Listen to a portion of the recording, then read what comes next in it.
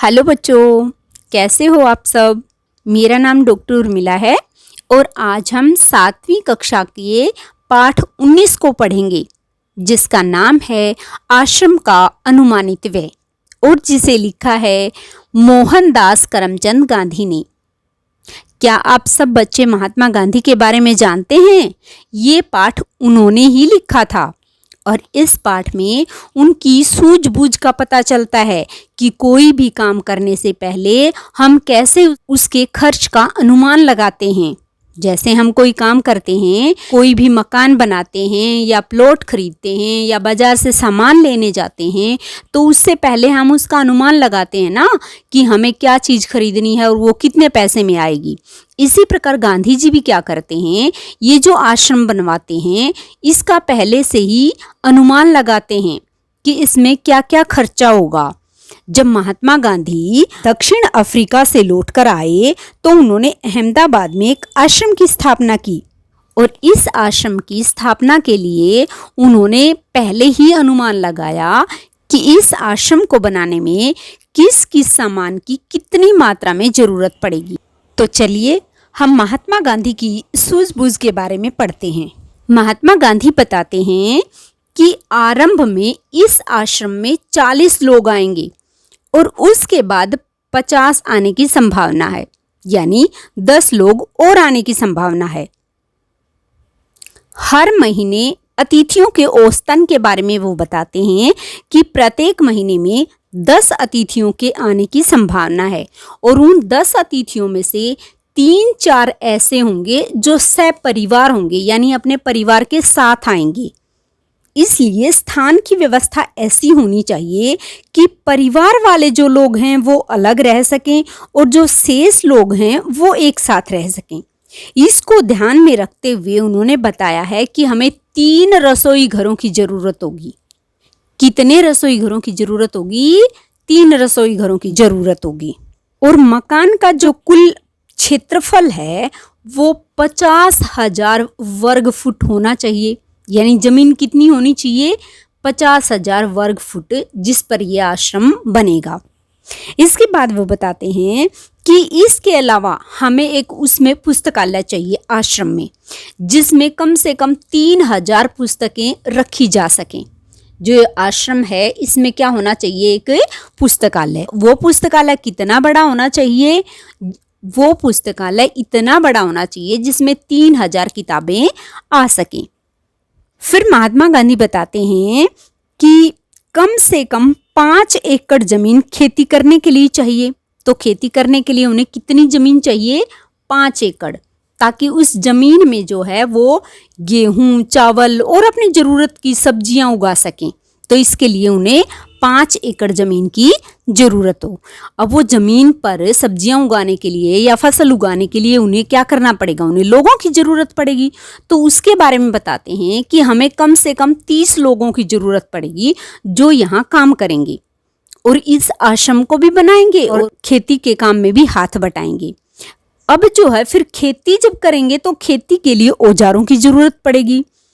औजारों के बारे में क्या बताते हैं कि हमें कुदालियों, फावड़ों और खुरपों की जरूरत पड़ेगी। तो क्या क्या औजार बताए हैं महात्मा गांधी ने? 3 तरह के औजार बताए हैं कि हमें कुदालियां चाहिएंगी, फावड़े चाहिएंगे और क्या चाहिएंगे? खुरपे चाहिएंगे, जिससे ये लोग जो है वो खेती कर पाएंगे। इसके बाद महात्मा गांधी ने बताया है कि बढ़ईगिरी के औजारों की जरूरत भी पड़ेगी, क्योंकि जब ये आश्रम बनेगा तो इसमें लकड़ी का काम भी होगा। लकड़ी का काम कौन करता है? बढ़ई करते हैं। तो अब लकड़ी का काम करेंगे तो उनको भी औजारों की जरूरत पड़ेगी। तो उन्हें कौन कौन से औजार चाहिए उनके बारे में महात्मा गांधी बताते हैं कि उन्हें क्या चाहिए? 5 बड़े हथौड़े, 3 बसूले, 5 छोटी हथौड़ियाँ, 2 ऐरन, 3 बम, 10 छोटी बड़ी छेनियाँ, 4 रंदे, 1 सालनी, 4 केतियाँ और 4 छोटी बड़ी बेधनियाँ, 4 आरियाँ, 5 छोटी बड़ी संडासियाँ, 20 रतल कीलें, जो कीलें बीच बीच में उनको कील गाड़ने के लिए चाहिएंगी, तो 20 रतल छोटी बड़ी कीलें, 1 मोंगरा यानी लकड़ी का हथौड़ा और मोची के औजार। इन सब औजारों के बारे में बताया महात्मा गांधी ने कि हमें ये औजार चाहिए होंगे। उसके बाद बताते हैं कि इन सब औजारों को खरीदने के लिए मुझे लगता है कि कम से कम 5 रुपये खर्चा आएगा। प्यारे बच्चों, आप यह सुनकर हैरान हुए होंगे कि 5 रुपये में इतना सामान कैसे आ सकता है, परंतु सच्चाई यही है कि उस ज़माने में 5 रुपये में इतना सामान आ जाता था। हालांकि आज के समय में इतना सामान 5,000 रुपये में भी नहीं आएगा।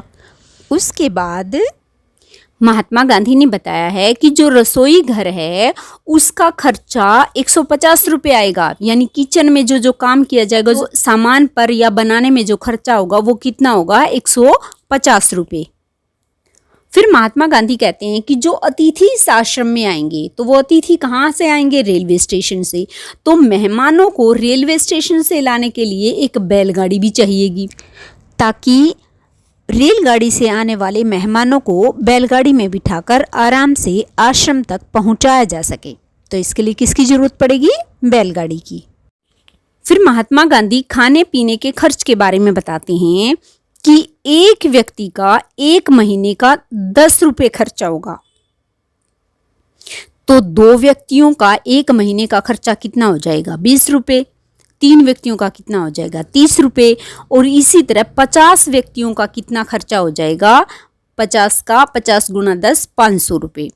और अगर 50 लोगों का 12 महीने का लगाएं तो 12 महीने का कितना हो जाएगा, 6,000 रुपये खर्च हो जाएगा खाने के ऊपर। तो ये जो खर्चा था इसके बारे में फिर महात्मा गांधी कहते हैं कि मुझे नहीं लगता कि हम पहले साल में, यानी जिस साल हम ये आश्रम बनवा रहे हैं, पहले वर्ष में उसको हम निकाल पाएंगे। फिर उसके बाद महात्मा गांधी कहते हैं, मुझे मालूम हुआ है कि प्रमुख लोगों की यह इच्छा है कि अहमदाबाद में यह प्रयोग 1 वर्ष तक के लिए किया जाए। यदि ऐसा हो तो अहमदाबाद को ऊपर बताया गया सब खर्चा उठाना चाहिए। मेरी मांग तो यह भी है कि अहमदाबाद मुझे पूरी तरह से ज़मीन और मकान सभी दे दे, तो बाकी खर्च मैं कहीं और से या दूसरी तरह से जुटा लूँगा। गांधी जी के कहने का तात्पर्य है कि अगर अहमदाबाद के बड़े बड़े और अमीर लोग आश्रम के लिए ज़मीन दे दें तो बाकी का खर्चा मैं दूसरी तरह से जुटा लूँगा। उसके बाद वे कहते हैं कि अगर 1 वर्ष का नहीं तो कम से कम कुछ दिनों का खर्च अहमदाबाद को जरूर उठाना चाहिए। हालांकि वे ये भी कहते हैं कि मैंने ये जो खर्च का अनुमान लगाया है ये जल्दी जल्दी में तैयार किया गया है, इसलिए ये भी संभव है कि मुझसे कुछ मदें छूट गई हों, यानी कुछ चीज़ें छूट गई होंगी। और इसके अतिरिक्त खाने के खर्च के सिवा मुझे स्थानीय स्थितियों की भी जानकारी नहीं है, इसलिए मेरे अनुमान में गलती हो सकती है, क्योंकि मुझे पता नहीं कि इस जगह पर आश्रम बनाने के लिए जो जरूरी सामान है, जैसे ईंट है, सीमेंट है आदि का भाव क्या होगा, और मजदूर और मिस्त्री हैं वो कितने रुपए लेते होंगे। क्योंकि मुझे यहाँ की लोकल जानकारी नहीं है, स्थानीय जानकारी नहीं है, इसलिए मेरा अनुमान थोड़ा बहुत ऊपर नीचे हो सकता है। ये बात महात्मा गांधी जी कहते हैं। अहमदाबाद में स्थापित आश्रम का संविधान का निर्माण स्वयं गांधी जी ने किया था। इस संविधान के मसवीदे से पता चलता है कि वे भारतीय जीवन का निर्माण किस प्रकार करना चाहते थे।